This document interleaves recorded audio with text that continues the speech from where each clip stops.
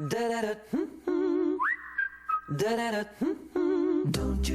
you step on a snake. Don't you ride in a plane. Don't you eat a steak. It might kill you. 안녕하세요. 건강한 한 주 보내셨습니까? 생방송 건강클리닉 이은민입니다. 자, 여러분과 여러분의 가족들 얼마나 건강하게 일하고 계십니까? 과로나 직무 스트레스, 또 건강에 해로운 업무 환경 때문에 몸에 문제가 생기는 경우가 많습니다. 시끄러운 작업 환경으로부터 오는 소음성 난청부터 분진으로 인한 진폐증, 또 다양한 근골격계 질환까지 여러 직업성 질환이 발생할 수가 있는데요. 그렇지만 자신이 직업성 질환에 걸린 사실조차 모르는 경우가 많습니다. 그래서 오늘 생방송 건강클리닉에서는 직업성 질환에 대해서 자세히 얘기해보는 시간 갖도록 하겠습니다. 생방송 건강클리닉 방송이 진행되는 동안 전문의의 친절한 상담을 받아보실 수가 있는데요. 산업재해나 직업성 질환에 대해서 좀 궁금증이 있으셨던 분들, 또 작업을 하다 몸에 무리가 오셨거나 직업성 질환 때문에 어려움이 있으셨던 분들의 전화를 받습니다. 여러분을 위한 상담 전화 259개 5100번, 5200번 두 대의 전화 열어두고 있으니까요. 방송 중에 전화 주시면 되겠습니다. 자, 오늘 이 시간 직업성 질환에 대해서 자세하게 상담해 주실 분 모셨습니다. 직업환경의학과 전문의 이철호 선생님 나오셨습니다. 선생님 안녕하세요. 네, 반갑습니다. 네.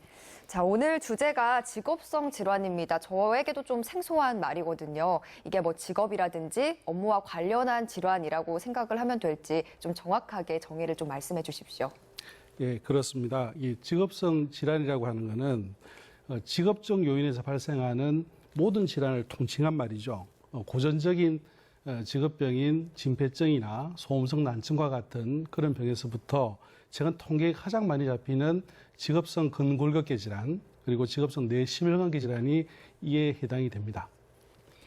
네, 그러면 이 흔히 말하는 직업병과는 좀 다른 겁니까? 좀 비슷할 것 같긴 한데 구분되는 기준이 있을까요? 예, 직업병과 직업성 질환은 흔히 같은 용어로 사용되고 있긴 하지만 개념적으로는 좀 다른 질환입니다. 네. 직업병은 질병의 원인이 직업적 요인에서만 발생하는 질환을 얘기를 합니다. 예를 들어서 소음성 난청이나 진폐증 같은 이것이 대표적인 질환이고요. 중금속 중독이나 유기 화물에 의한 중독 이런 것들도 직업병에 해당되는 질환이죠. 직업적 요인 외에는 다른 요인이 발견되지 않는 이런 질환을 의미하고요. 직업성 질환이라고 하는 것은 직업성의 원인과 비직업적 요인이 함께 작용해서 발생하는 질환입니다. 앞서 말씀드렸던 최근에 가장 통계적으로 많이 잡히고 있는 직업성 근골격계 질환, 직업성 뇌심혈관계 질환이 이에 해당이 됩니다. 네, 그러면 이게 직업성이라는 게 직업 관련성 이라고 생각을 하면 되겠네요. 예, 맞습니다. 대표적인 직업성 질환으로 직업성 근골격계 질환, 또 직업성 뇌심혈관계 질환 이렇게 두 가지를 좀 들어주셨는데 그럼 이런 질환들과 좀 직업성 요인들과의 관계를 좀 어떻게 볼 수 있을까요? 가장 흔한 질환이 직업성 근골격계 질환은 직업적 요인으로 중량물 직업 업무 그리고 부자연스러운 자세로 생기는 신체 부담 작업, 이것이 직업적 요인이 될 것이고요.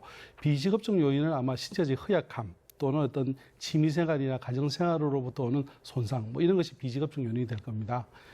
그리고 이제 직업성 뇌심혈관계 질환의 직업적 요인으로서는 가장 많은 게 장시간 노동, 그리고 교대 작업, 그리고 직무 스트레스 이런 것들이 직업적 요인이 될 수 있을 것 같고요. 비직업적 요인은 비만이나 운동 부족, 흡연, 과음 이런 것들이 아마 해당이 될 거로 생각이 듭니다. 네, 근골격계 질환이나 심뇌혈관계 질환을 좀 직업성 질환으로서 연구를 하고 또 치료를 하는 게 이 직업환경의학과라고 하던데요. 좀 생소하다는 분들이 많을 것 같습니다. 이 학과에 대해서 좀 설명 부탁드릴게요. 예, 그 직업환경의학과는 이름에 있다시피 직업의학과 환경의학이 결합된 전문과입니다. 네. 95년도에 산업의학과의 이름으로 전문의 제도가 생겼고요. 그 이듬해 전공의 과정이 생긴 한 20년쯤 된 의학의 전문과 중에 하나입니다. 2011년부터 산업의학과가 직업환경과로 개명이 되었습니다. 여기서 얘기하는 직업의학이라는 것은 좀 전에 말씀드린 것처럼 직업적 요인에 생기는 질병이 발생하는 것을 예방하고 조기 진단하고 조기 복귀하여 재활하는 것을 도와주는 이런 의학을 의미하고요. 환경의학은 직업적 요인이 아니고 환경적 요인에 생기는 질병들, 뭐 이런 것을 다루는 것이기 때문에 오히려 직업성 질환 같은 경우에는 직업적 요인이 노출되는 근로자들만 걸리는 거지만 환경의학 같은 경우에는 불특정 다수가 질병이 걸릴 수 있기 때문에 더 중요한 분야이라고 생각이 듭니다. 네, 저 일을 하다 보면 좀 신체적으로나 정신적으로 무리가 많이 가잖아요. 그래서 병을 얻는 경우가 상당히 많은데 결과적으로 이렇게 직업성 질환의 종류가 그만큼 다양할 것 같습니다. 어떻습니까? 예, 직업성 질환의 종류는 진짜 다양합니다. 네. 아까 말씀드린 것처럼 고전적인 어떤 진폐증과 소음성 난청 같은 경우도 있고요. 최근에 이제 문제가 됐던 메탄올 중독 사건, 수원 중독 사건처럼 직업적으로 다루는 화학물질이나 중금속에 중독돼서 나타나는 질환에서부터 최근 통계에 가장 많이 잡히고 있는 직업성 근골격계 질환, 그리고 직업성 뇌실명계 질환 등이 이에 포함이 될 수 있습니다. 직업성 질환 가운데서 이제 가장 흔히 발생하는 게 근골격계 질환 그리고 심뇌혈관계 질환이라고 말씀을 계속 해주시고 있는데요. 이 질환들이 실제로 발생률이 어느 정도나 됩니까? 그 우리나라의 산재 통계를 보면 이제 근로복지공단에 산재 신청을 해서 승인을 받은 그 승인 수를 더해서 이제 통계를 내고 있는데요. 네. 대개 매년 한 9만 건에서 10만 건 정도가 발생을 합니다. 이 중에서 한 90% 정도가 사고성 재해고요. 이 한 10% 정도에 해당되는 8천에서 9천 건 정도가 업무상 질병에 해당이 됩니다. 이게 이제 직업성 질환인 거죠. 네. 이 직업성 질환 중에 그 근골격계 질환 한 60% 정도 되고요. 그리고 한 30% 정도가 뇌심혈관계 질환에 해당이 됩니다. 그리고 나머지 한 10% 정도가 진폐증이나 소음성 난척, 그리고 여러 중독에 의한 질환이 될 수 있습니다. 네, 산재 승인을 받은 분들 중에 10%라면 그렇게 높은 비율이 아니네요. 네, 맞습니다. 근데 사고성 재해 같은 경우에는 다가면 대부분 산재 신청을 하거든요. 네. 그런데 이제 업무상 질병의 경우에는 알고서도 신청을 못하는 경우도 있고, 그 앞에 사회자가 말씀하신 것처럼 자기 스스로가 이게 업무상 질병이 아니라고 생각하고 네. 신청을 하질 않아서 좀 낮게 승인을 받는 수가 있습니다. 네, 이게 흔히 발생할 수 있지만 잘 모르고 넘어갈 수 있는 이 직업성 질환에 대해서 더 구체적으로 한번 살펴보겠습니다. 먼저 직업성 근골격계 질환 좀 어떻게 정의를 할 수 있을까요? 직업성 근골격계 질환이라고 하는 것은 사고성 재해를 제외하고 오랜 시간 동에 걸쳐서 반복적인 일을 하면서 근육이나 혈관, 관절, 신경동에 미세한 손상이 생기게 됩니다. 네. 이렇게 해서 생긴 손상들이 누적되어서 근육이나 관절에 통증을 일으키고 심각하면 감각 이상까지도 가져오게 되죠. 이것이 직업성 그 근골격계 질환입니다. 그래서 다시 얘기하면 반복적인 동작, 부적절한 작업 자세, 무리한 힘의 사용, 그리고 날카로운 면과의 신체 접촉 부분, 네. 그리고 진동, 온도 이런 것들이 직업적 요인이 될 수 있을 것 같습니다. 네. 직업성 근골격계 질환은 이제 잘못된 자세라든지 또 계속하는 반복되는 그런 작업들 때문에 생길 수가 있는데 그렇다면 좀 미리 예방할 수 있는 작업 환경을 만드는 게 무엇보다 좀 중요할 것 같습니다. 예, 그렇습니다. 네. 그 원래 직업의학이라고 하는 것이 예방의학에서 유래된 의학입니다. 네. 예방이 우선인 학문인 거죠. 그래서 직업성 근골격계 질환을 예방하기 위해서는 우선 근골격계 질환을 일으키는 직업적 요인을 찾아내는 것이 가장 중요합니다. 그리고 그 위험성 정도가 어느 정도인지를 평가를 하고 그 관리 대책을 세우는 것이 필요할 것입니다. 그래서 최근 내는 모든 작업장에 3년에 1회 정도의 근골격계 유행 조사를 하도록 되어 있습니다. 그래서 이게 2004년부터 시작됐는데요. 올해로 5번째를 맡고 있습니다. 그래서 이 근골격계 유행 조사는 작업장에서 작업자가 근무할 때 노출되는 중약물 취급 업무라든지 네. 그리고 부자연스러운 자세, 방복성 뭐 이런 것들을 평가해서 근골격계 질환을 유발하는 직업적 요인을 평가해서 대책을 세우는 것을 의미하고요. 또 하나는 근로자의 근골격계 증상을 조사해서 의학적 대책을 세우는 것까지를 포함을 하고 있습니다. 네, 이 근골격계 유해 요인 조사가 이제 근골격계 질환을 막고 또 관리를 하는데 좀 중요한 요인이 될 것 같은데 이 모든 사업장에서 이 근골격계 유해 요인 조사를 시행을 하나요? 이제 올해로 이게 5번째를 맞이하는 근골격 유해인조사는 사업주의 의무사항입니다. 네. 반드시 시행해야 된다는 거죠, 모든 사업장에서. 그러나 이제 모든 사업장이 근골격 유해인 요인을 조사하지는 않습니다. 예, 우선 근골격 유해 요인 조사를 시행해야 될 작업 내용이 있는지를 확인하는 절차가 우선돼야 되고요. 이것을 통해서 근골격 유해 요인이 있다고 판단이 되면 근골격 유해인 조사를 실시를 합니다. 여기에는 법에 규정된 근골격 부담 작업 11개 항에 해당되는지를 체크하는 과정이 있습니다. 네, 이 근골격의 부담 작업을 하는지 여부를 먼저 조사를 하고 부담 작업에 이제 해당이 되면 유해 요인 조사에 들어가는 거죠. 예, 맞습니다. 네, 이 부담 작업 여부는 아까 11개 사항을 점검한다고 하셨습니다. 어떤 것들이 있습니까? 예, 준비된 그림을 보고서 설명을 드리도록 하겠습니다. 예, 첫 번째가 하루에 4시간 이상 집중적으로 자료 입력 등을 위해서 키보드나 마우스를 조작하는 작업에 해당이 되면 근골격 부담 작업입니다. 두 번째가 하루에 총 2시간 이상 목, 어깨, 팔, 팔꿈치, 손목, 손을 사용해서 같은 동작을 반복하는 작업에 해당이 되고요. 다음 그림 보겠습니다. 세 번째가 하루에 총 2시간 이상 머리 위에 손이 있거나 팔꿈치를 몸통에서부터 들거나 발꿈치를 몸통 뒤쪽으로 위치하도록 하는 상태에서 이루어지는 작업인지, 그리고 네 번째가 지지하지 않은 상태이거나 임의로 자세를 바꿀 수 없는 조건에서 하루에 총 2시간 이상 목이나 허리를 구부리거나 튼 상태에서 이루어진 작업인지 여부입니다. 네, 자 어깨나 팔, 또 손목이나 손, 또 허리 이렇게 무리가 가는 작업인지를 좀 살펴보는 그런 작업인데요. 그리고 쪼그리고 앉아서 하는 경우에는 이제 무릎에 굉장히 많이 영향을 줄 수가 있겠죠. 예, 그렇습니다. 네. 무릎에 무리를 주는 자세 또한 근골격 유해인 조사의 점검 대상이 되는데요. 네. 준비한 그림을 한번 보도록 하겠습니다. 네. 이 근골격 유해 부담 작업 5번째는 하루에 총 2시간 이상 쪼그리고 앉거나 무릎을 굽힌 자세에서 이루어지는 작업인지, 또 6번째는 하루에 총 2시간 이상 지시하지 않은 상태에서 1kg 이상의 물건을 한 손의 손가락으로 집어옮기거나 2kg 이상의 상대는 힘을 가해서 한쪽의 손가락으로 물건을 짚은 작업인지가 점검 대상입니다. 네. 이 작업장에서 근골격에 좀 부담을 주는 작업을 하는지 아닌지 이 여부를 살펴보는 점검 사항들을 한번 짚어보고 있습니다. 또 어떤 것들이 있습니까, 선생님? 다음 그림 보여주십시오.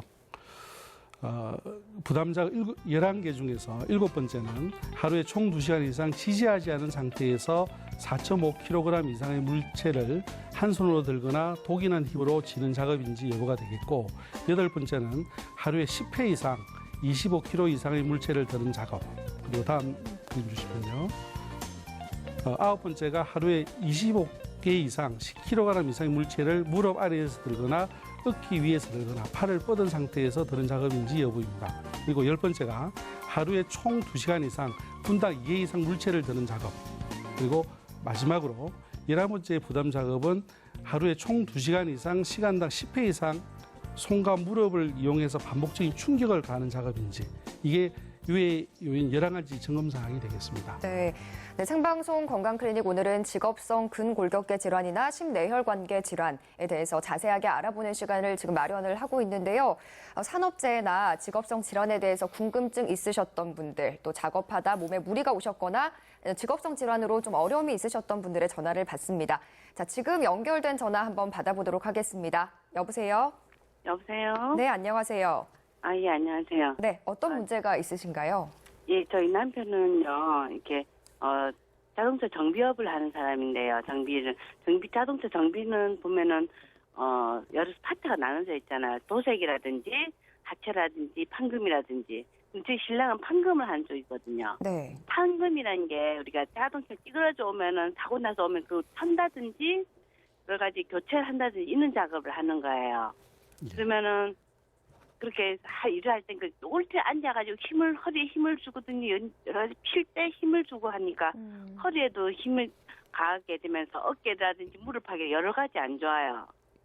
그런데 제 신랑이 저번에 작업을 하다가 타이어가 떨어지면서 허리에 그 충격이 와서 병원 입원해서 검사를 했을 때 디스크가 있다 이렇게 가지고 우리가 산재 신청을 했더니 디스크 같은 경우는 대화성이라면서 이게 산재 이걸 안 넣는 거예요. 그래서 저희가 너무 황당한 거예요. 일을 20년 넘게 일을 해와가지고 작업 때문에 그렇게 된 건데 물론 대화성도 있겠지만은 빨리 퇴화된 거잖아요. 이거는 그 작업 때문에. 그래서 그런 것들 좀 알아보고 싶어서 전화드려봤어요. 그리고 무릎도 앉아서 계속 요즘에 6개월에 한 번씩 주사 맞는 거 있잖아요. 그런 것도 맞으러 다니고 그러거든요. 네. 아마 이게 본인이 판단하실 때는 사고성 재해라고 판단을 하신 것 같아요. 그죠? 순간에 넘어지면서 허리를 다치셨기 때문에. 그런데 그건 아니고 그 사고성이 아니보다는 작업하다 여러 가지 퇴화성 된 거니까 작업하다가 맞습니다. 꾸준히 된 거니까 그리고 또 작업하다가 여러 거 사고가 다 난 거니까 산재성을 이렇게 신청을 한 거였죠. 그게 이게 이제 흔히 있는 부분들이거든요. 자기는 이제 그 전에 아픈 적이 없는데 사고가 나서 병원에서 검사를 했더니 이제 퇴행성 변화가 있어서 사고로 인한 것이 아니라고 이제 판단받아서 불승인된 사례입니다. 네. 그래서 이런 경우는 그 사고 당하기 이전에 그 허리에 부담 작업이 있었는지 여부를 판단하는 것이 중요합니다. 그러려 그러면 금방 얘기하신 것처럼 판검에서는 분명히 허리나 뭐 어깨 쪽 근골격계에 부담되는 작업을 했을 것으로 판단이 되거든요. 이런 경우에는 업무 관련해서 평가를 해야 됩니다. 업무 관련해서 평가라고 하면 자신의 질병이 업무로부터 왔는지를 판단받는 것입니다. 그러려 그러면 자기가 하는 업무를 총 정리를 하셔서 가까운 직업환경의학과를 찾아가십시오. 찾아가시면 거기서 업무 관련해서 평가를 해 주실 거예요. 그 사유로 해서 불성이나 아마 재심 청구를 할 수 있을 거거든요. 그걸 청구를 하시면 아마 도움이 되리라고 생각이 듭니다. 그럼 그렇게 진짜 병원을 어디로 찾아가야 된다고요? 직업환경의학과를 찾아가시는 거죠. 그래. 네. 예. 거기서 이제 직업성과 관련이 있다라는 이제 판단이 나오면 이제 산재 승인이 이제 승인을 받지 못했는데 재심을 통해서 또 승인을 받을 수 있는 가능성이 이제 있다라고 말씀을 해주셨습니다. 그러면 그거를 제 작업이 이렇게 된다 이런 거를 그거를 제가 이렇게 서류를 다 작성해 가야 되는 거예요? 정리를 해 오셔야 됩니다. 이제 그 의사분들은 이제 어떤 일을 하시는지 구체적으로 모르기 때문에 그 허리에 부담되는 업무가 어떤 것이 있었는지를 정리하셔서 그럼 정리할 때 사진을 찍어야 되는 거예요? 아니면 그냥 글만 써가면 되는 거예요? 사진이 있으면 더 좋겠죠. 뭐 동영상도 있으면 더 좋을 거고 그게 증거가 될 만한 것들을 준비하셔서 오시면 될 것 같습니다. 예, 감사합니다. 네, 감사합니다. 안녕하세요. 네. 네, 오늘 이 직업성 질환에 대해서 궁금증 있으신 분들 259개 5100번, 5200번 두 대의 전화로 전화 주시면 친절한 상담 받아보실 수가 있습니다. 네, 선생님 아까 이제 재심을 할 수가 있다고 말씀을 하셨는데 이게 산재 불승인이 났던 사례가 번복이 돼서 산재 승인을 받는 경우도 있나요? 예, 많이 있습니다. 많이 있습니까? 예. 네, 생방송 건강클리닉 오늘은 이철호 직업환경의학과 전문의 모시고 직업성 질환에 대해서 자세히 알아보고 있습니다. 자, 앞서서 근골격계 유해 조사를 하기 전에 유해 요인 조사를 하기 전에 이제 작업 환경 자체가 부담을 주는지 아닌지 그거 여부를 판단할 수 있는 11개 점검 사항을 지금 알아봤는데요. 자, 그 이후에는 어떤 과정이 이루어집니까? 예. 이런 부담 작업이 있는지를 점검한 연후에는 만약에 근골격 부담 작업이 있다고 판단이 되면 근골격 유해인 조사를 이제 시행을 하게 됩니다. 이 근골격 유해인 조사는 두 분야로 나눠져 있는데요. 하나는 작업 현장 조사를 해서 작업자들이 작업을 하는 방법에서 근골격계 질환을 일으킬 수 있는 위험 요인이 있는지를 찾아내고 평가해서 그것을 개선하는 분야가 하나가 있고요. 네. 다른 분야는 근골격 부담 작업을 수행하는 근로자들이 정상 조사를 해서 정상이 만약에 만연해 있다면 그 정상을 경감시키기 위한 의학적 관리 방안을 세우는 것이 또 다른 분야입니다. 네. 그렇다면 본인이 좀 직업성 근골격계 질환이다라는 사실을 어떻게 확인을 할 수 있을까요? 일단은 자신이 느끼는 근골격 질환을 확인하는 게 제일 중요하겠죠. 그래서 만약에 이제 근골격 질환을 일으키는 게 주로 통증일 텐데 그 통증이 있다면 가까운 병원에 가셔서 자기의 통증이 근골격 질환임을 확인하는 절차가 우선이고요.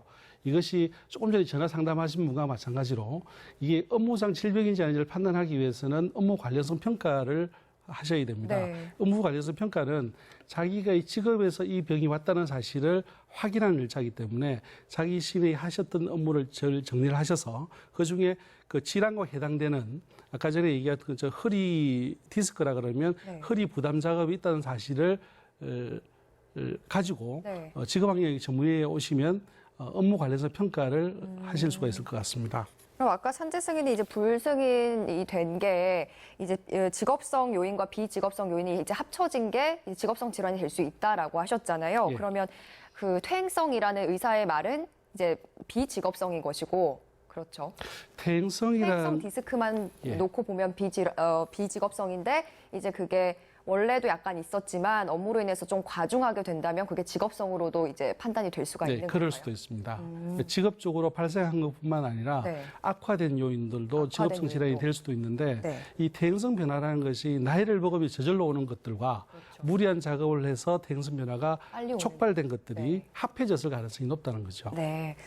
네, 그러면 이번에는 직업성 뇌심혈관계 질환에 대해서 좀 알아보겠습니다. 자, 우선 직업성 뇌심혈관계 질환이라고 하면 또 어떻게 정의를 할 수가 있을까요, 선생님? 그 직업성 뇌심혈관계 질환은 뇌경색, 뇌출혈 또는 고혈압성 뇌증 같은 뇌혈관성 질환과 그리고 협심증, 심근경색, 해리성 뇌동맥류 뭐 이런 것들과도 심혈관계 질환이 여기에 해당이 됩니다.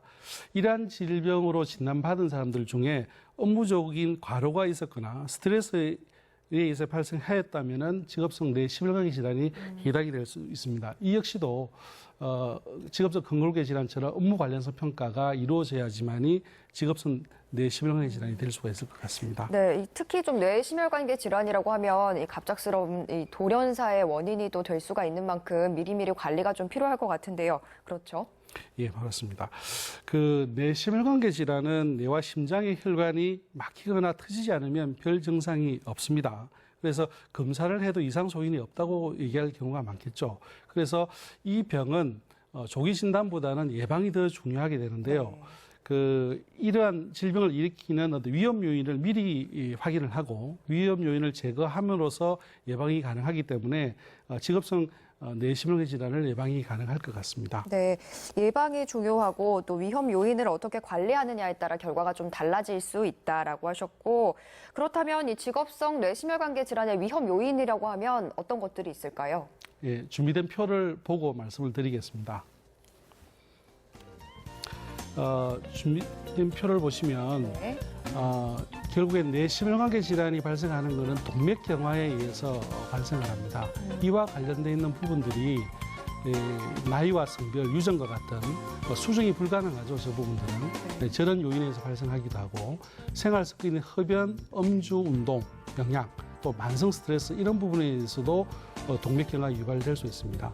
그 외에도 선행질환인 당뇨병이나 고혈압, 고지혈증, 대사증후군, 비만에 의해서도 발생할 수 있는데 이건 아까 생활 습관에 의해서도 당뇨병, 고혈압, 고지혈증이 올 수가 있습니다. 그래서 이 생활 습관이 이 관련 선행 질환을 거쳐서 동맥경화를 일으킬 수도 있고 이 선행 질환 없이도 바로 동맥경화를 유발할 수도 있습니다. 이 외에도 심장 질환이 있다든지 신장 질환이 있다든지 폐 질환이 있다면 동맥경화를 촉발할 수 있겠죠. 이 동맥경화가 있는 상태에서 주로 직무 스트레스가 순간적으로 발생을 한다면 혈전이 생기거나 혈관이 터짐으로써 뇌심혈관계 질환이 발생하고 사망에 이르게 되는. 그래서 직무 스트레스라든지 그 업무상 과로라고 하는 거는 결국에는 뇌심혈관계 질환의 위험 요인을 갖고 있는 사람들이 네. 촉발 요인이 돼서 발생하는 질환을 의미를 합니다. 네, 굉장히 좀 많은 요인들을 보여주셨는데 스트레스에 이제 물음표를 좀 찍어두셨는데 아까 말씀하신 것처럼 요즘 스트레스로 인한 이제 뇌심혈관계 질환이 굉장히 많이 늘어나고 있습니다. 이제 좀 그 영향을 어떻게 좀 볼 수 있을까요? 그 만성 스트레스는 아직까지 여러 요인과 구분되지 못해서 정확하게 이런 뇌심혈관계 질환을 일으킨다는 역학적 증거는 아직 존재를 하지는 않습니다. 네. 하지만 그 의학적 이론에 의하면 충분히 만성 스트레스가 그 동맥경화를 촉발한다는 증거는 가지고 있고요. 네. 그래서 이 만성 스트레스가 작용하게 되면 결국 동맥경화를 통해서 뇌심혈관계 질환을 일으킨다 이렇게 볼 수 있을 것 같습니다. 네, 스트레스를 만병의 근원이라고 하는 이유가 바로 거기 있을 것 같은데요. 역학적으로 확실하게 증명되진 않았지만 그래도 이 직업성 뇌심혈관계 질환의 환경적인 요인 첫 번째로 그 직무 스트레스를 들어주셨습니다. 직무 스트레스라고 하면 정확하게 어떻게 정의를 할 수가 있을까요? 직무 스트레스는 자신의 업무에 의해서 받은 스트레스에 의해서 신체적 반응이나 질병이 이완된 상태를 얘기를 합니다. 이 스트레스라는 용어는 사실은 좀 혼재된 얘기인데요. 네. 스트레스를 주는 요인과 스트레스로 인해서 신체적 반응을 일으키는 모든 것을 포함합니다. 우리가 흔히 스트레스야라고 얘기하는 것은 자기 스트레스에 주는 원인이 아니고 신체적 반응을 의미하거든요. 그렇죠. 이 두 가지 개념이 혼재된 건데 네. 여기서는 이거 두 개를 구분해서 얘기를 하면 좀 편할 수 있을 것 같습니다. 스트레스 원인은 스트레스 원인에 대한 직무 스트레스가 바로 이게 원인이 될 수가 있을 것 같은데요. 이거는 여러 가지 일들을 하면서 직업을 통해서 받는 어떤 스트레스 원인들 이것을 의미할 수가 있을 것 같습니다. 네, 무슨 일을 하든지 사실 직무 스트레스가 없는 분은 한 분도 없으실 거예요. 이 직무 스트레스의 좀 정도나 영향을 어떻게 분석을 해볼 수가 있습니까? 그 스트레스는 뭐 그 사회의 여러 가지 문화와 관련돼 있어서 어느 한 가지 모형으로 설명하기가 쉽지 않습니다. 오늘 제가 이게 설명드릴 것은 두 가지 분석 모형을 가지고 말씀드릴 텐데요. 네. 한 가지는 주로 유럽에서 오래부터 사용했던 가라색 모델이고요. 다른 한 가지는 우리나라 문화적 배경을 이해하면서 모형한 한국형 직무 스트레스 모형을 설명드리겠습니다. 네. 지금 화면에 나와 있는 것이 가라색 모델인데요. 이거는 직무 재량도와 직무 요구도에 의해서 분석하는 형태들입니다. 직무 요구도라고 하는 것은 업무가 자기한테 얼마 만에 주어졌느냐라고 하는 것이고 업무 재량도는 업무를 하면서 자기의 재량권이 얼마나 많으냐라고 하는 것입니다. 여기 보시면 직무 재량도는 낮은데 직무 재량도는 낮은데 직무 요구도가 높은 경우 그러니까 업무는 많지만 재량도가 자기 마음대로 할 수 있는 분야가 작은 부분들이 고긴장 집단이고요. 아주 긴장이 낮은 집단은 아마 직무 요구도가 낮지만 직무 재량도가 높은 집단은 아주 스트레스 적은 집단이 될 겁니다. 네. 그리고 우측 상단에 보면 직무 재량도도 높고 직무 요구도가 높은 저 집단들은 대개 회사 사장님들이 되겠죠.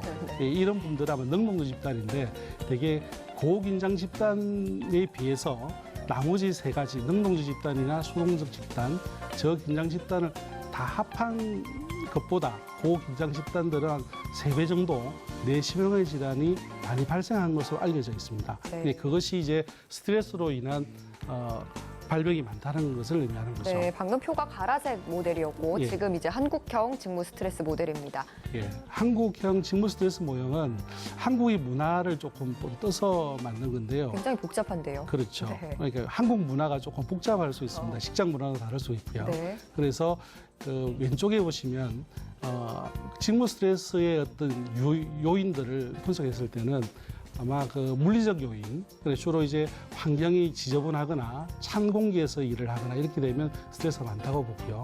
두 번째가 이제 업무적 요인에서는 아까 말씀 가라색에 설명드렸던 직무 자율도라든지 직무 요구도가 예상이 될 겁니다. 그리고 조직적 원인에서는 이제 관계 갈등도 존재하고요. 직원들 간의 관계 갈등, 그리고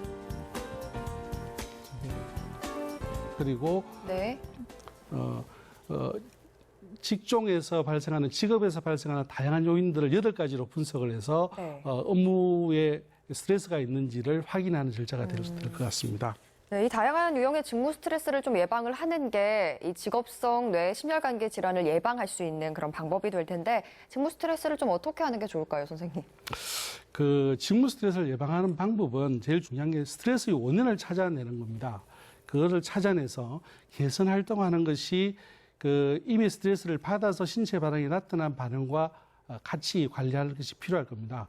그 스트레스 원인을 개인적으로 받는 주관적인 원인도 있기 때문에 개인적으로 평가하기는 좀 쉽지 않고요. 집단적으로 어떤 특정 그룹에 발생하는 스트레스 원인을 찾아내서 그것을 관리하는 방법, 이것이 이제 스트레스 모형이 될 겁니다. 네. 한국형 스트레스 모형에서 보였던 것처럼 작업 환경과 같은 물리적 요인, 직무 요구도, 직무 자율도, 조직적 요인과 관계 갈등, 직무 불안정, 조직 체계, 보상 부적절, 직장 문화 중에서 직무 스트레스를 주는 요인을 찾아서 조직적으로 그걸 해결하는 방식. 네. 이것이 이제 가장 중요할 거고요. 이미 스트레스를 받은 분들이 있다면 그 부분들을 어떻게 이제 의학적으로 심리적으로 해결할 것인지 이런 방법을 찾아야 되는 것들도 중요할 거로 생각이 듭니다. 네, 개인적인 스트레스를 받는 것도 그렇지만 이제 직장 문화라든지 집단적인 문제 해결도 필요하다. 그래서 이제 스트레스의 근본 원인을 막는 것이 중요하다라고 하셨습니다.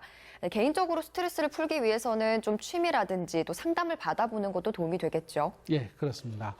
그 집단적으로 해결하는 것도 중요하지만 이미 스트레스를 받은 분들을 관리하거나 스트레스를 개인적으로 관리할 수 있는 방법을 고안하는 것이 필요하겠죠. 스트레스에 대한 내성을 키우거나 또 이미 신체적인 스트레스 반응이 나타난 근로자들에 대한 스트레스 해소 방법을 여러 가지로 고안을 해야 될 것 같습니다. 그 방법 중에는 뭐 명상도 있을 수 있고요. 네. 뭐 근육이완법, 바이오 피드백과 같은 방법이 있고요. 그리고 또 하나는 개인적인 심리 상담을 받아서 스트레스를 해소할 수 있는 방법을 찾는 것도 좋을 것 같습니다. 그리고 사실 우리 사회의 문제이긴 한데 야근을 하는 분이 그렇게 많습니다. 자야 하는 시간에 일을 하고 있어서 건강에 상당히 해로울 것 같습니다. 그렇죠? 네, 맞습니다. 네. 그 사람의 신체는 낮에는 일하거나 공부를 하도록 돼 있고 야간은 잠을 자는 게 이제 바이오리듬에 맞게 돼 있죠. 네. 근데 이제 야간 작업은 이것을 파괴하는 것이기 때문에 다양한 질병에 노출된다고 볼 수가 있습니다. 아마 대표적인 것이 위염이나 위궤양 같은 위장관 질환이 있을 수 있고요. 네. 또 하나 수면장애나 우울증 같은 정신질환, 그리고 뇌졸중이나 심장병과 같은 병을 일으키는 고지혈증, 그리고 최근에는 야간 작업의 발환성이 확인이 됐는데 유방암이 그 대표적인 겁니다. 그래서 2014년부터는 이 야간 근무하는 근로자들이 이에 관한 특수검진을 모두 받도록 되어 있습니다. 네, 생방송 건강클리닉 오늘은 이철호 직업환경의학과 전문의 모시고 직업성 질환에 대해서 자세히 알아보고 있습니다. 선생님, 작업 중에 사고가 났거나 질환이 좀 발생을 했을 때 이럴 때는 좀 어디에서 보상을 받을 수가 있을까요? 뭐 사업주에게서 받을 수가 있나요? 예, 물론입니다. 1차적으로는 사업주가 보상하는 게 원칙이죠. 근데 다만 그 운전하는 사람들이 필수적으로 자동차 보험을 가입해서 사고가 났을 경우 자동차 보험에서 보상하는 것과 마찬가지로 사업주도 산재보험을 가입해야 되고 의무적으로 또 산재보험에 가입되어서 있는 사업장에 근무하는 근로자가 사고가 났을 경우에는 그 산재보험에서 보상받을 수가 있답니다. 근데 만약에 사업주가 산재보험에 들지 않았다면 개인적으로 보상을 청구할 수도 있습니다. 근데 최근에는 그런 사업주는 이제 보상의 능력도 없을 수도 있기 때문에 산재보험에 가입하지 않았다 하더라도 향후에 가입을 하고 그 근로자는 보상을 받을 수 있는 제도가 있습니다. 네. 자, 그러면은 이제 고용주가 없는 프리랜서죠. 개인 사업자 같은 경우에는 이 산재에 대해서는 어떤 절차를 좀 거쳐야 될까요?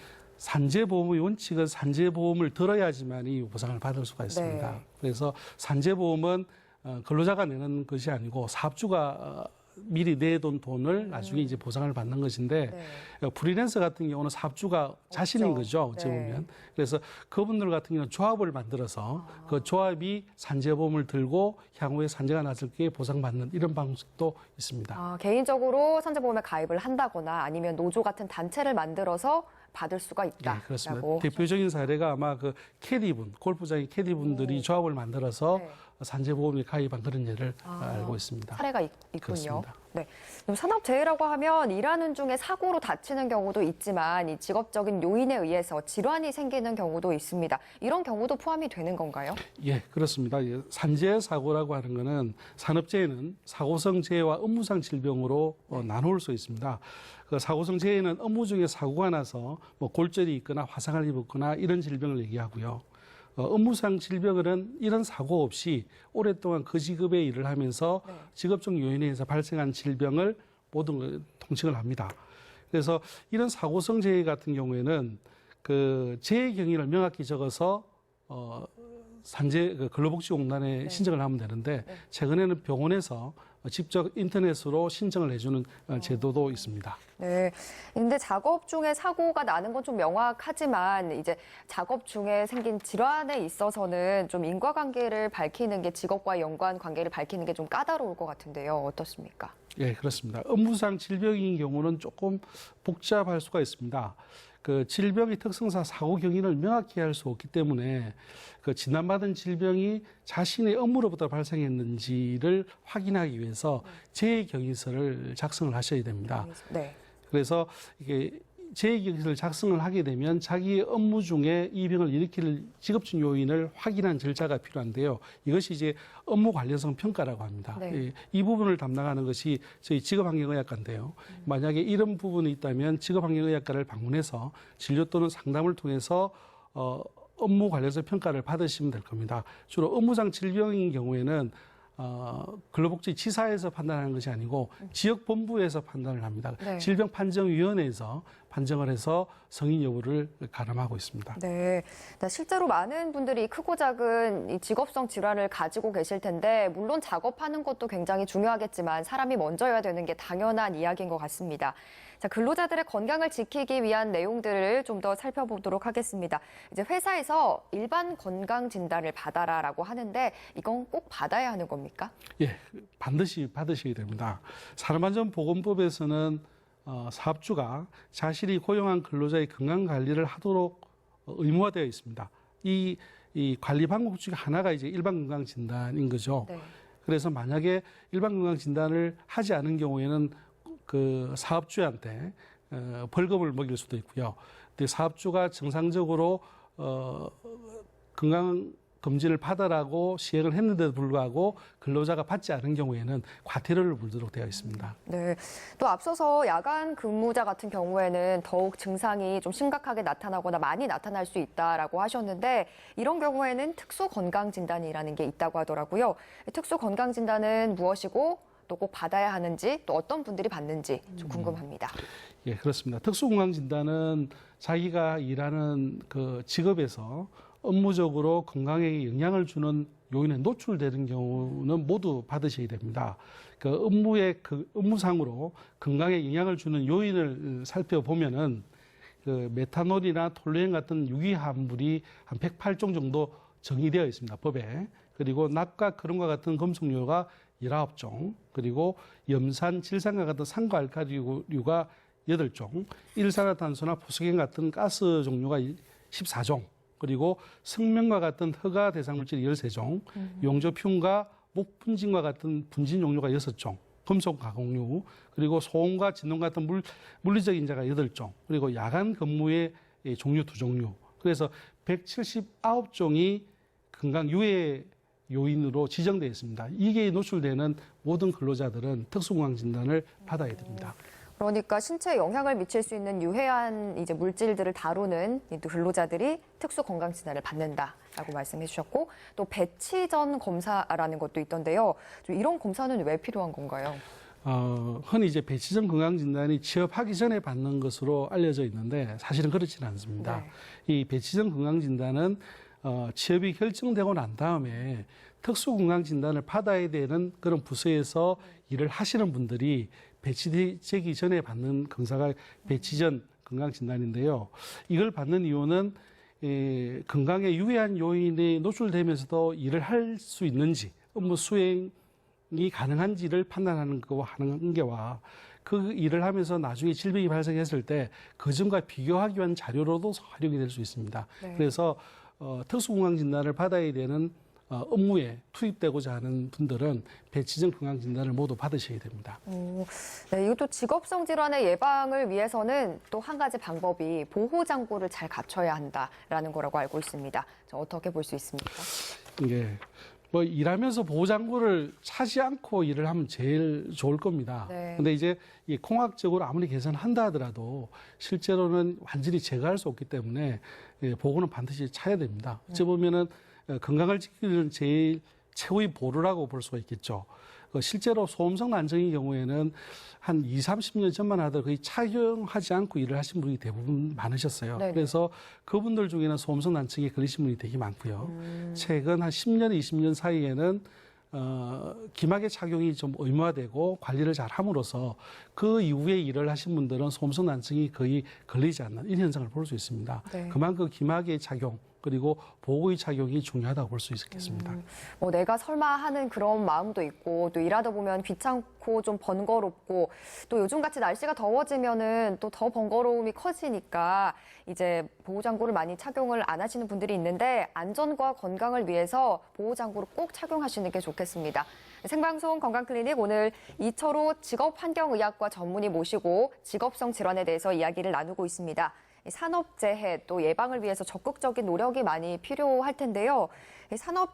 산재 예방 요율제라는 제도가 있다고 들었습니다. 어떤 내용의 제도입니까? 산재 예방 요율제라고 하는 것은 사업주가 내는 산재 보험료를 할인해 주는 제도입니다. 이 산재 보험료도 자동차 보험과 마찬가지로 그 산재가 줄어들면 그 산재 보험료가 줄게 되고 네. 산재가 늘게 되면 늘어나는 이런 게 있는데요. 이외에 산재 예방 활동을 수행한 사업장에 대해서는 추가적으로 산재 보험료를 할인해 주는 제도가 산재 예방 요율제입니다. 아, 그 자체로 할인을 해주는 거네요. 사고가 얼마나 났는지에 상관없이. 그렇습니다. 네. 그러면 산재 예방 요율제를 적용받게 되는 대상은 좀 어떤 분들인가요? 모든 사업장에 적용되는 건 아니고요. 네. 제조업 중에 50인 미만 사업장에 해당이 됩니다. 그리고 이게는 두 가지 할인 분야가 있는데요. 첫 번째가 사업주가 안전공단에서 실시하는 4시간의 안전보험 교육을 이수하고 자신의 사업장에 자체 산재 예방 계획서를 제출해서 인정을 받으면 1년간 10%를 할인해 줍니다. 그리고 두 번째는 위험성 평가를 하는 겁니다. 사업장에서 건강하게 유의할 수 있는 위험률을 찾아내고 이에 대한 위험성 평가를 해서 안전공단에 이것도 인정을 받아야 됩니다. 인정을 받게 되면 3년간 20%의 할인을 받게 됩니다. 네. 위험성이나 사고성이 좀 높고 규모가 적은 이 50인 미만의 이 제조업의 경우에 이 요율제 제도를 좀 적용받을 수 있다고 하셨습니다. 근데 좀 작은 사업장의 경우는 좀 어쩔 수 없이 근로자들의 건강에 좀 신경을 덜 쓸 수밖에 없는 그런 상황이 있거든요. 그래서 또 나라에서 지원해서 전액 무료로 도움을 받을 수 있는 제도도 있다고 들었습니다. 예, 그렇습니다. 제가 지금 근무하는 곳이 경남 근로자건강센터인데요. 네. 이 경남 근로자건강센터는 50인 미만 사업장에 근무하는 근로자들의 건강 관리를 하는 곳입니다. 네. 다 무료로 진행을 하고 있습니다. 그 50인 이상 되는 사업장의 근로자들은 보건관리자 제도라는 게 있습니다. 보건관리자 제도에 의해서 건강관리를 받고 있는데 50인 미만 사업장에 근무하는 근로자들 같은 경우에는 보건관리자가 선임되어 있지 않기 때문에 건강보호를 받기가 힘든 상황이 있습니다. 그래서 그 근로자건강센터가 설립되었는데요. 전국에 현재는 21개의 근로자건강센터가 있습니다. 네.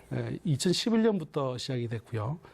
경남 근로자센터는 2012년도에 전국에서 5번째로 설립이 됐습니다. 네. 네, 우리나라에는 50인 미만 사업장에 근무하는 근로자들이 한 50% 이상을 차지를 하고 있거든요. 근데 이분들을 위해서 그 건강관리 제도가 만들어진 게 근로자건강센터입니다. 네. 자, 오늘 생방송 건강클리닉 직업성 근골격계 질환이나 직업성 심뇌혈관계 질환을 포함해서 직업성 질환에 대해서 자세하게 알아보고 있는데요. 직업성 질환에 대해서 궁금증 있으시거나 산재 관련해서 궁금증이 있으셨던 분들, 또 작업을 하다 몸에 무리가 오셨거나 직업성 질환으로 좀 어려움이 있으셨던 분들의 전화를 받고 있습니다. 자, 259개 5100번, 5200번 두 대의 전화로 전화 주시면 되고요. 지금 연결된 전화 한번 받아보도록 하겠습니다. 여보세요? 여보세요? 네, 안녕하세요. 예. 네, 어떤 게 좀 궁금하세요? 예. 지금 방송을 봤는데요. 네. 그 업무상 질병에 봤는데 우리 애기 아빠가 지금 직장에서 주야간을 한 10년을 넘게 했어요. 하다가 야간을 하다가 새벽에 네. 막 화장실 갔는데 다리가 약간 이상하더래요. 그래서 막 그러고 또 옆에서 동료가 아이고 내가 다리가 이상하다면서 아유 형님 하고 이제 부축을 해가지고요. 또 그러고 조금 있으니까 괜찮더래요. 네. 그래 집에 왔는데 퇴근을 해가 왔는데 아침 밥을 먹으려고 그래 밥 먹자 하니까 또 회사에서 그런 정세, 회사에서 또 약간 이상하던 정세가 또, 그래서 제가 빨리 밥도 안 먹고 빨리 그러면 병원을 가보자. 그래가지고 그 회사에서 연결된 병원을 갔어요. 가니까는 의사 선생님도 어떻게, 그래, 내가 이만큼 우리 애기하고 이만큼 몸이 이렇다 하니까, 그래요. 그래가, 뇌경색이, 판단이 뇌경색이 왔어요. 그래, 지금 병원에 먼저 입원했던 데서는, 약간 이상하다 하면서, MRI는 찍으니까는 아무 이상이 없고요. CT를 찍으니까 머리카락 같은 힘줄에 볼펜 점 찍은 것처럼 이렇다 하면서 열공성이라는 게 왔다 이런. 그러니까 2주 어디로 가도 2주 약물 치료고 2주 잘하면 된다 이렇게 하대요. 그런데 그래서 우리 애기 아빠 보고 아이고 제가 큰 병 요 의사 선생님이 이렇게 당당하게 이야기하는데 멀리 가지 말고 집 부근에서 치료를 하자 이래서 이 치료를 받던 중에 그 한 11일인가 2주 약물치료 그래 할 때 또 다시 한번 사진을 찍대요. 찍으니까는 아이고 그때는 이미 사진을 찍은 그 다음 날부터는 재활과에 넘어왔는데 재활 선생님한테 제가 아이고 어떻게 사진 결과가 어떻게 나왔습니까? 무슨 사진입니까? 하니까 그래 100명 중에 한 명이 참 여기 크게 됐다 하면서 그 구멍이 크더라고요. 먼저 찍은 거하고 비교를. 그래서 제가 선생님 그럼 큰 병원에 가서 무슨 병명도 알아야 되겠고 진단도 받아야 되는데 그럼 어렸을 한 게 제가 그 자리에서 그랬어요. 뭐가 그래 선생님이 가라고 하면서 큰 병원에 가서 그래 어머니 근데 제가 그랬어요. 재활을 여기서 해도 되겠다 하면 이리로 돌아오겠습니다 하고 그래 그 길로 동아대 병원에 그 심혈관 질환에 예약을 했어요. 예약을 해가 가니까는 그래서 경동맥 검사도 전부 다 그래 어떻게 그걸 가로해서 네, 그럼 어머님이 처음에 이제 검사를 받았을 때보다 며칠 후에 받아보니까 그게 훨씬 더 큰 악화됐다는 말씀이시죠? 예, 병원에 있는 중이에요. 네, 그러면은 이제 직업에 관련된 것인지 아니면은 직업으로 처음부터 발병을 한 것인지 아닌지 이제 그것을 좀 알고 싶으신 거예요? 아니, 우리가요, 산재를 올렸어요. 네. 병원에서 노조가 있어갖고 노조에다가 산재를 올렸는데 네, 결과가 어떻게 나왔나요, 어머니? 지금 혈관 판정을 못 받았어요. 질병위원회에서 연락이 왔는데 이제 혈관성 질환은 산재가 안 된다고 이러대요. 그런데 지금 이제 직업성 뇌 심혈관계 질환에 대해서 또 선생님께서 설명을 아까 해주셨으니까. 예, 제가 봤는데요. 우리 애기 아빠 같은 경우는 주야간을 10년 지금도 지금 회사에 복귀 못하고 복귀할 끼라고 있거든요. 예, 이 경우는 아마 뇌혈관성 질환에 해당이 됩니다. 뇌경색이었던 것 같은데요. 예. 그 제일 중요한 거는 그 일반적인 원인도 존재를 하고 또는 이제 업무상 과로나 스트레스가 존재를 했다면 산재에 해당될 수도 있거든요. 근데 이제 이 제일 중요한 게 업무상 과로나 업무상 스트레스가 존재했는지를 판단하는 것이 가장 중요합니다.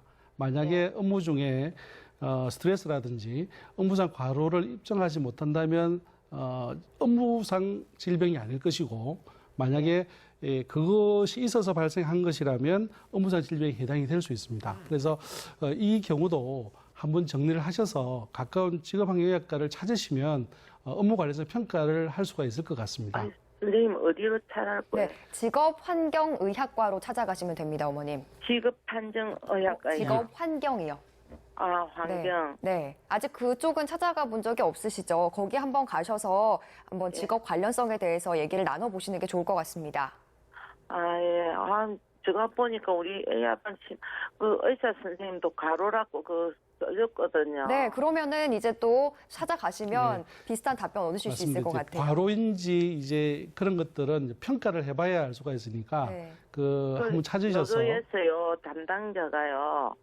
그러면 과로랑 뭐 이제 2시간을 했다. 뭐 어제 네, 이제 그런 자료를 이제 가지고 직업환경의학과를 가시면 좀 체계적인 검사를 해주실 겁니다. 그러면은 확실히 이게 업무로 인한 과로인지 아니면 원래 좀 있으셨던 건지 뭐 이렇게 평가를 받으실 수 있을 것 같습니다. 제가 원통해 죽겠어요. 지금도 네. 복귀할게. 지금 자를 집에서 입원해가지고 하는데. 네, 정말 좀 예, 결과가 네, 예, 잘 좀 한번 가까운 데 찾으셔서 네. 그 도움을 받으시면 좋을 것 같습니다. 예, 알겠습니다. 네, 네. 감사합니다. 예, 수고하십시오. 네. 좀 이렇게 도움이 필요하신 분들이 이제 선생님이 소개해 주신 전액 무료로 운영되고 있는 근로자 건강센터로 문의를 좀 해보시는 게 좋을 것 같습니다. 네, 생방송 건강클리닉 지금까지 이철호 직업환경의학과 전문의 모시고요. 이 직업성 질환에 대해서 알아봤습니다. 선생님 마무리 말씀 좀 부탁드립니다. 예. 지금 또 산업 현장에서 일하시면서 자기 가정뿐만 아니라 사회에 기여하고 계신 근로자 여러분들한테 존경의 말씀을 드립니다. 청소년이 건강한 나라의 미래를 밝히는 것과 마찬가지로 근로자들의 건강이 현 사회를 지탱하는 미끄럼이 될 수 있다고 생각이 듭니다. 직업환경의학과나 제가 근무하고 있는 경남근로자센터는 근로자 건강을 관리하고 관리하는 전문가이자 이를 실천하는 기관들입니다. 앞으로도 최선을 다해서 근로자 건강을 지키기 위해서 노력을 할 것이니 많이 활용해 주시기 바랍니다. 감사합니다. 네, 선생님 오늘 말씀 정말 잘 들었습니다. 감사합니다. 네, 여름철에는 탈수 증상을 좀 막기 위해서 수시로 수분 보충이 필요한데요. 그런데 카페인 음료 굉장히 자주 드시죠. 그런데 이런 카페인 음료들이 이뇨작용으로 인해서 탈수를 더 부추긴다고 합니다.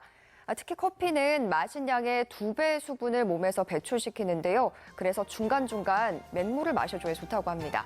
그리고 오이나 토마토, 또 수박같이 수분이 많은 과일이나 채소를 틈틈이 먹는 것도 여름철 탈수 예방에 도움이 되겠습니다. 생방송 건강클리닉 오늘은 여기서 인사드립니다. 함께해 주신 여러분 고맙습니다.